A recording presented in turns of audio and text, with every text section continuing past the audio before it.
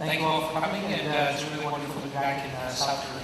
I'm very excited to be back here in Korea, and thank you for having us. I'm really excited about presenting Mission Impossible Rogue Nation to all of Korea, and to be here with Chris McQuarrie again. This is our 5th film that we've made together, and we actually just finished the movie a week ago Saturday in London. And the moment we finished it, we went on this tour, and one of the things we do when we're making a movie is talk about all the places that we're going to go to, and we are very excited to bring it here to Korea, and I can't wait to see it on the screen this evening. So thank you all very much, and thank you for the warm welcome. Well, it's interesting. First of all, 1996, in 95, it was the first film I ever produced. It was Mission Impossible. And I'm very much a student of film. And I waited a long time. I'd been asked to produce movies before that and direct films, but it was the first film when I went to Paramount that I wanted to produce. Because growing up, since I was a little kid, I remember 4 years old, I wanted to make movies, and I wanted to travel the world. And I think that Mission, I love the theme song and I love the TV series, and for me to be able to take a movie and go and travel in the world, what I was hoping is to have something that will go into different cultures. I can work in those cultures with an international cast and have these kinds of the spy thriller, but it's not just character. It is character story, but also the action and suspense. They're very challenging films as a producer, filmmaker to make. Creating the stories, creating the set pieces that serve as character. So, for me, I feel it's amazing that this is, the 5th one. And every time I make a film, I learn something, particularly Mission Impossible movies. So I'm very excited to be here to be able to present it. And Chris McQuarrie, he was not credited on Ghost Protocol, but he wrote the structure and scenes of Ghost Protocol. And to be here today is quite amazing. Now you want to hear about the A400? Is that also the A400? Yes. Yes, okay. Thank you. The A400, when Chris suggested it, he said, "You want to hang off an airplane?" I said, "Okay, let's try it out." There was a lot we had to go through to get it to the stage of shooting. We went and scouted the A400, the Airbus A400. It actually hadn't been delivered to its customers yet. And they never had a camera film on the outside of the plane. So we met with the engineers, the test pilots. I'm a pilot myself. I fly aerobatic airplanes. So we were going through it to figure out how do we do it, how do we get that shot that's on the poster right there. And Chris had designed the sequence. We did a lot of testing also because physically we didn't know what's going to happen to my body when the airplane takes off, as the wind came over the wing and the fuselage. And also at those speeds, my eyes, I couldn't keep my eyes open, I realized that.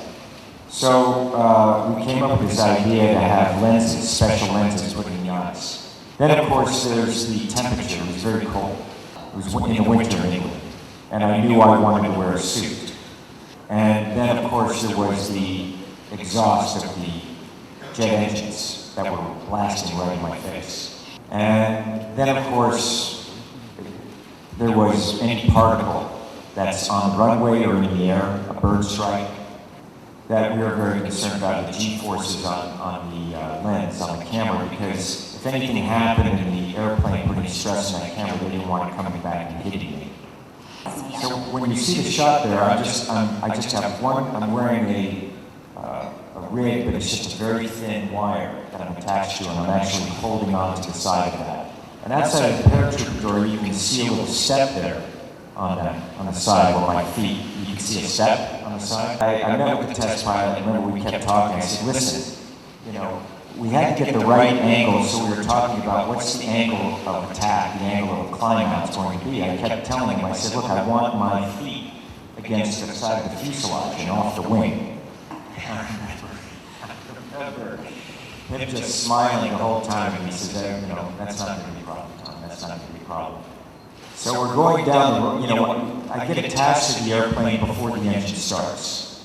And Chris is on the inside of the airplane looking on the monitor at the angle of the camera.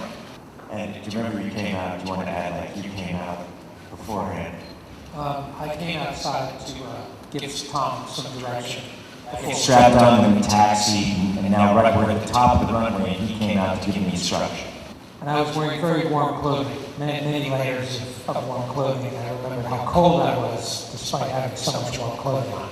And Tom was just wearing a suit and nothing else.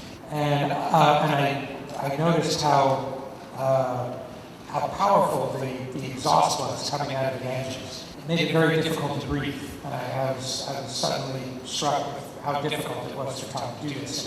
And he hadn't told anyone. And Tom couldn't see me because of the contact lenses, and he couldn't hear me because he had earplugs in his ear. So I couldn't really give him any more direction. And just before I left, Tom said to me, as loud as he could, shouting over the engine To the side of that plane. hanging right there, he shouted, "If it looks like I'm panicking, I'm acting, don't cut." So I knew I couldn't tell the difference between whether he was acting or really panicking. So I went back on the plane and strapped myself in and thought, well, we don't know what's going to happen. No matter what, I didn't want him to cut, because I knew this was our chance to get it.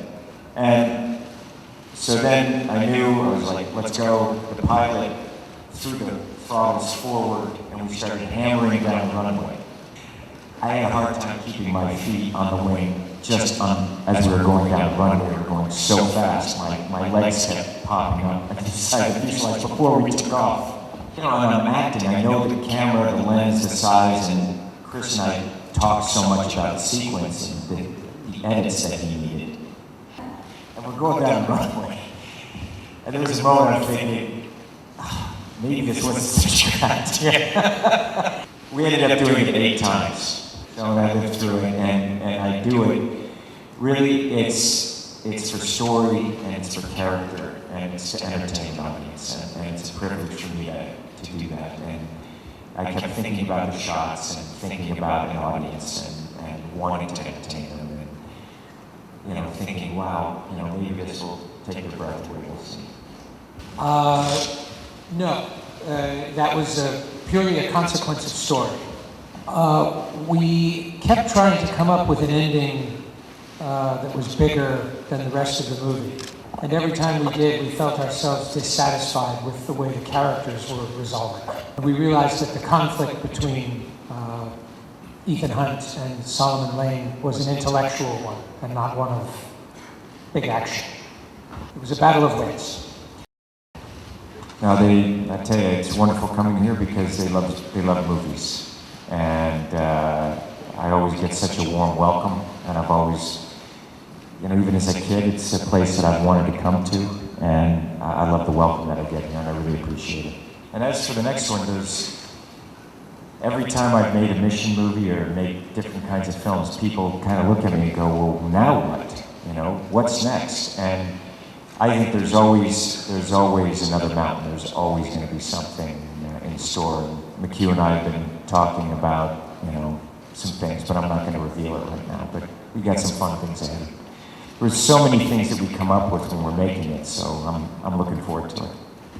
And just to add with what Chris said also about story, which Mission is such a fascinating movie. There is a point where the story has a mind of its own, and what we're really proud of together is that everything wraps up in the story.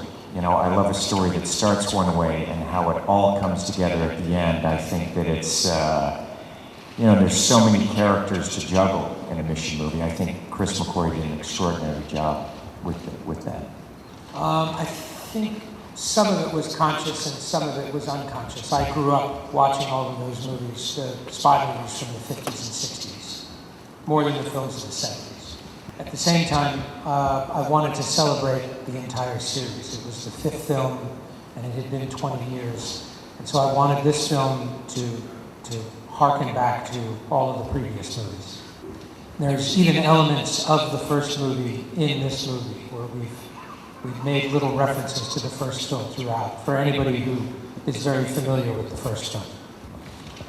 You know, it is, Mission 1 is the first film that I ever produced, and, you know, with each one, I love working on the story and the characters, the stunts.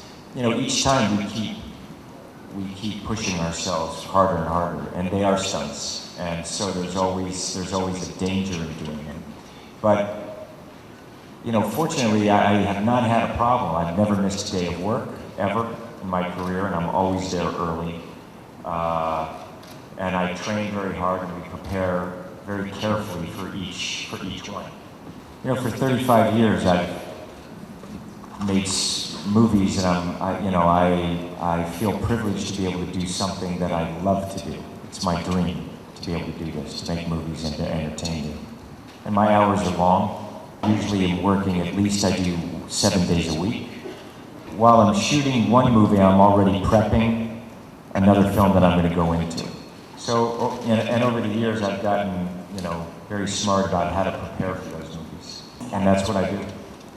And The Impossible Mission, I mean, I don't know. I mean, it's, I don't know which one would be an impossible mission. I mean, it's, they're all impossible. You know, each time you start movies, they're always, each time, it's not, you know, the fun of it is the privilege of being able to work with such talented people. You know, McQuarrie's not only my dear friend, I have great respect for him. And we're always pushing, no matter what kind of film we're making, to think about the audience and also as artists to go, how far can we push ourselves and how far can we push this particular genre for the audience and for us as filmmakers. So we moved the release date up 5 months, and we just finished the movie a week and a half ago at 2 o'clock on Saturday. That was impossible.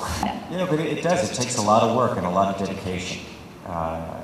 But it's something that it doesn't feel like a sacrifice to me because I love it. That's why when Simon Pegg says, you know, don't worry about this guy, you know, it doesn't sound impossible, and he's pointing his finger at Ethan, it always makes me laugh. And McHugh wrote that just because everyone thinks like, oh yeah, you and McHugh, you guys could just do it, you know.